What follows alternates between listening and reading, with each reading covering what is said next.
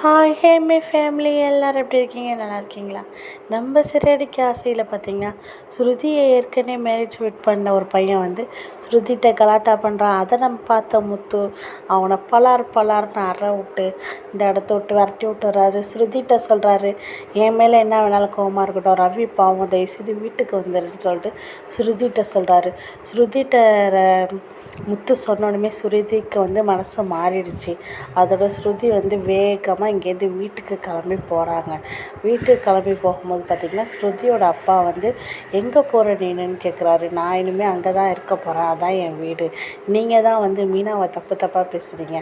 அதனால் நான் என் வீட்டு ரவி இருக்கிற வீட்டுக்கே நான் போகிறேன்னு சொல்லிட்டு ஸ்ருதி போகிறாங்க. ஸ்ருதி சொல்கிறத பார்த்துட்டு அவங்க அம்மாவுக்கும் அப்பாவுக்கும் என்ன பண்ணுறதுனே தெரியாமல் வெறும் கன்ஃபியூஷனில் குழம்பு நிற்கிறாங்க.